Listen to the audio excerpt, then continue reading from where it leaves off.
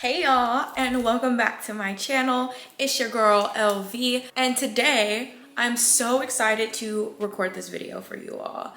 I am starting my college to corporate series, a black girl's guide as to how to go from college to corporate. And I just feel like I'm really getting into my roots with this video. If y'all don't remember, I did a how did I get a full ride to A&T video like almost 6 years ago. It's been 2 years since almost 2 years. It's been almost a full 2 years since I graduated from the illustrious North Carolina Agricultural and Technical State University. And I graduated still with my full ride. So I graduated debt-free at a full-time job by the time I got into my senior year. And now I work full-time in tech in Atlanta, Georgia. So I want to be able to help all of the girlies who are transitioning this season from college into corporate world, or just from college to post-grad, and give you all a couple of tips, tricks, and advice, maybe a little personal storytelling about my journey through college and my journey through post-grad.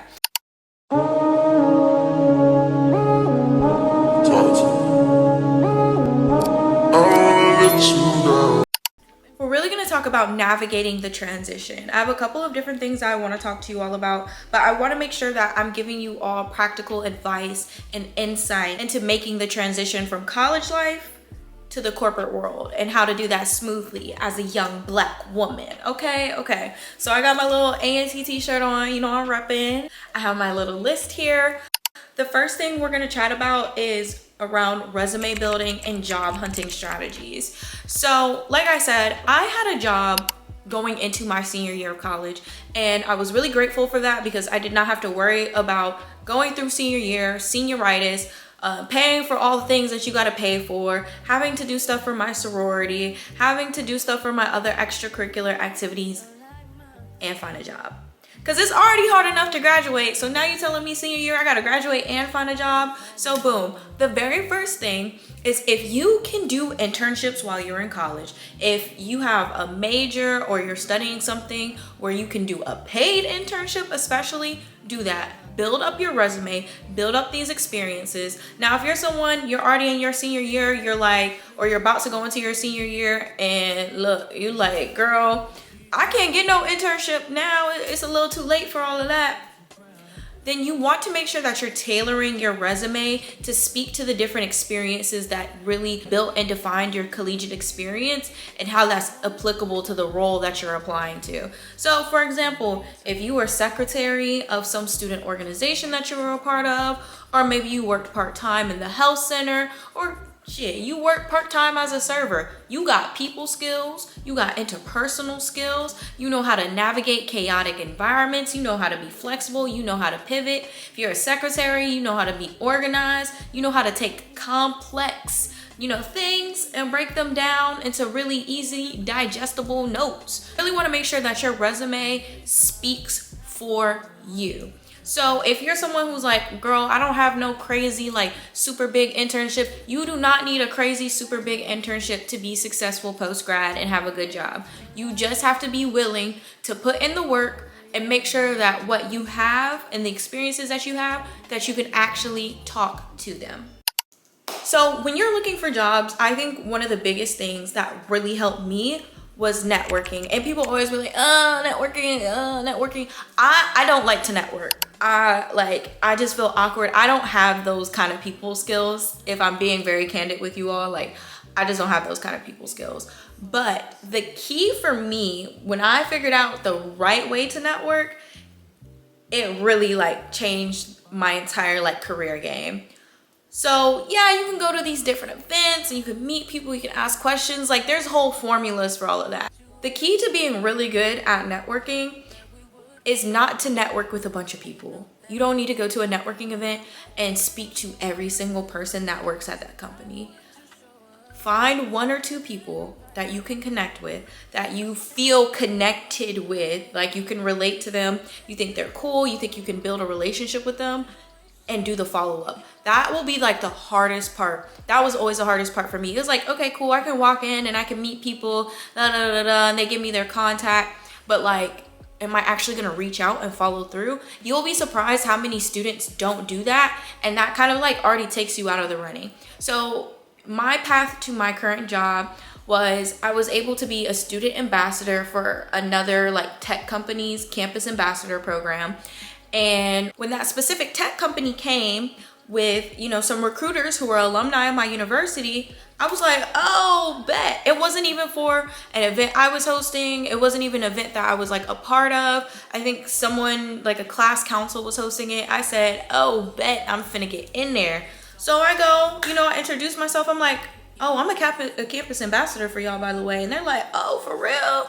And I'm like, yeah. And so we start talking and we start building a relationship. You know, I'm talking to these people almost every single day, every other day, not just about work stuff, but just about different like things that I'm doing on campus, the different aspirations that I have career-wise. Like, I'm really getting to know them and they're really getting to know me. And because of that, they're like, okay, I can refer you for an internship because I know you. Like, I've gotten to know you. Let these recruiters take an active interest in your life and like show to them like, I actually am invested in this. I want to be invested in this, especially when it's a Black recruiter or a Black alumni of your university, because oftentimes now that I'm in that place to like sit and reflect, like there is a lot of stuff that they're doing on the back end to get you through the door. So, you know, help them, meet them in the middle.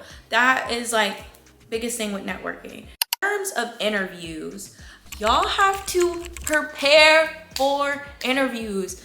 Like, at least have the basic information about like, you know, the company, what is its values, what does it do, what is the role about, you know, what can you expect in general, and ask questions. I think that's the part that everybody who I see not getting internships usually don't do, is because they're not asking questions, or you're not asking the right questions. Ask questions that people actually want to answer. Yes, I think asking basic like, oh, you know, what does this role entail? What does the day-to-day look like? Those are good, but like, let's take it up a level. Like, when you're asking about the job, like, make sure that you're actually asking like some real deal questions. So I'm gonna give y'all some of my favorite questions that I would ask at the end of interviews. The first question is always like, what are 3 words you would use to describe your coworkers or describe your team? And I feel like that always catches like recruiters or interviewers off guard, because they're like, oh shit, like I gotta describe these people? Like, yes, girl, you do. Let me hear it. So when they would describe these, you know, 3 adjectives, and they would say like, oh, they're intelligent, they're hardworking, and they're driven, I would turn around and be like, thank you for answering that question. You know, I really want to see how you characterize your fellow teammates, because I think that when it comes to a role, it should be mutually selective. I should want to work for your company just as much as you want me to work for your company. So I just wanted to see like if the way you described your coworkers are also things that I would use to describe myself. And I demonstrate being hardworking by doing XXX, which is on my resume, or being driven by doing YYY, which is on my resume, or being intelligent by doing X, Y, and Z, which is all on my resume. Come on now, eat them up. Eat them up. The second question that I like to ask is kind of more of a personal, like fun question. Like, y'all are see like 3 is kind of my thing, but I'll ask them like, what are 3 songs? Like, if you could only listen to 3 songs for the rest of your life, what would those 3 songs be? And you're probably like, Lena, why the fuck would I ask a recruiter that? Because it helps you stand out and not stick out. That's the thing in these interviews. You want to stand out, you don't want to stick out. So by asking that question, you know, it shows a little bit of personality, and it also shows like, you know, let me get to know this person. Let me understand them, not just as an employee or someone who's interviewing me, but like as an actual person. And when you send that follow-up email, which we're gonna make sure we send our follow-ups, when you send that follow-up email, you could be like, hey, I gave this song a listen, I think it's really great, or I don't know if you remember me, I asked you about these songs. And if you see them at networking events, that's also a great thing to go up to them and say, and like, hey, you remember me? You know, I interviewed for this internship last year, I didn't make it all the way, but I was the one that asked you about your favorite songs. Be memorable. And then the last one, and I saw this girl on TikTok say it, and I used to do it in my interviews too back when I was in undergrad. But before you get off on that call, like, stand on business, y'all, and ask them, is there any hesitations that you have about hiring me for this role? And put them on the spot, let them answer that question. And if they bring it up, address it, because you, just like you would do with anything in life, like, you're not gonna sit here and let people make assumptions about you and run around telling people about these assumptions about you. Like, no, let's clear the air. And I can go ahead and address these issues right now. So those are my interview tips. I'm not gonna try to be too like pageant coachy here, but when people tell you to like tell me about yourself, tell them about yourself, tell them about what you're studying, what you want to do with that, and then also throw in like, you know, a little extra fun fact if you can. So here's mine. I'm gonna practice real quick, give you all an example. Hi, I'm Lena Van. I'm a sophomore honors transportation and supply chain management student from North Carolina. I currently attend North Carolina A&T State University, and with my supply chain degree, I don't just see it as taking raw materials and turning it into finished goods on a customer's doorstep. I think it's also applicable to people as well, and being able to cultivate and nurture people and into their full potential, all the way until they're productive citizens that are contributing to society. And a fun fact about me, I also run a nonprofit organization called the Black Period Project, where I provide menstrual hygiene resources and education to underserved Black communities across the Southeast United States. Boom. There's like a, hey, this is what I do, this is my major, this is how I view my major. Also, a little fun fact that could also be tied into the interview later. Perf. This probably should have been the first thing I started with, but I also did want to chat with you all about adjusting to corporate culture and expectations, because it's hard. Sometimes I feel like I just don't fit in, or I'm not used to being like the least knowledgeable person in the room.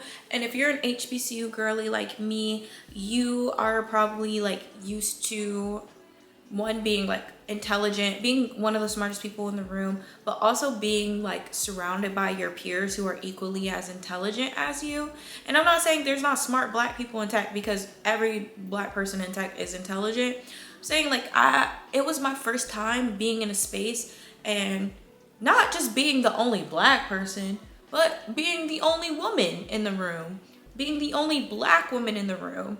And when you go to an HBCU, you're just so used to seeing Black women in leadership, Black women doing things and just executing things, being in power. And it was kind of like a 180 once I graduated, because it's not like that. And it's not because Black women aren't capable or aren't as intelligent or aren't as qualified. Like, the system really be set up to not give them the same sort of opportunities.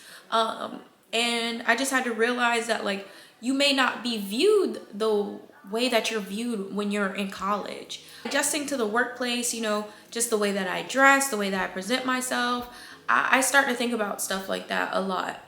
Like, when I was in school, I didn't really care what color my hair was, or what piercings I had, or what tattoos I have. And mind y'all, I have a lot of visible tattoos. Like, I have one on my neck here, I have them on my arms and all that stuff. And I never really thought about my tattoos until I started working, and I was like, I don't want to cover them up, and nor do I regret any of my tattoos really, but I'm just like, people probably view me a certain way because I have tattoos. It's just a different culture, something that I'm just not used to. Another thing was around my hair, and just like, how is my hair gonna look? How is it gonna be maintained? Just a lot of like little personal appearance things that I just never really had to think about, or even like beauty standard wise. A couple of other things that I had to adjust to, like once I graduated and started working full time, is just like time expectations, and that transitioning from an academic mindset to a corporate mindset. Like, now that I look back on undergrad, I'm like, I can't believe I was doing fucking homework at 10 p.m. at night. Like, that is terrible work-life balance. And it just really goes to show, like, once you graduate, yes, you will have more structure in terms of what your days would look like time-wise, because you know, hey, I have core working hours. Like for me, I know between 10 a.m. and 6 p.m. Monday through Friday, I need to be available to work. But in school, it's like you got to kind of get stuff done when you get stuff done. And so for me, it was kind of a rough adjustment in the sense of I really thrived in setting my own hours and doing things on my own time. To the corporate world, you're on other people's time. And you have to be courteous of other people's time and like work around that and work around other people's schedules, which I mean, you know, you have to do in college, but now you got like a certain set of hours that you can do it in. Because in school, like if somebody was like, hey, we got a group project, like can we meet at like 9 tonight at the library? You know, you're like, okay, cool, like 9, that's fine, whatever. If somebody set a meeting with me at 9 p.m. on Thursday, I would be like, oh no. And just being around people who are like significantly older than you, you know, the next closest person to like around your age is like anywhere between 5 to 7 years older. So you're kind of just like, like I just can't relate to you life-wise. And that can also, for me, it really impacted the way that I viewed myself, because I was just like, sometimes I feel like I have to overcompensate and show up a lot more mature and a lot more put together and a lot more intelligent than other people, because I feel like there's a certain expectation for how I need to be and how I need to show up in these rooms, that I'm viewed as equal to my peers. And your peers may be someone who's 10 years older than you. That's just my little intro into college to corporate. I plan on making this a series actually, and answering all the great and wonderful questions that you all may have about, you know, adjusting to post-grad life and all of those great things. So if you're someone who's about to graduate this May, or you're about to graduate in December, or, you know, you're graduating relatively soon from college and you have no idea what the future holds, feel free to leave a question in the comment and I'll answer it in my next video. But I would love to do a little Q&A at the end of all of these videos, or maybe incorporate some of the questions into the different topics that I discuss in these videos. So please let me know your thoughts. If you're graduating, let me know when you graduate and leave a question if you have any questions about post-grad life. And I hope that you all enjoyed this video, enjoyed me yapping a little bit about a couple of things that you can do to prepare for post-grad life, because, child, it is ghetto. It's ghetto out here, okay?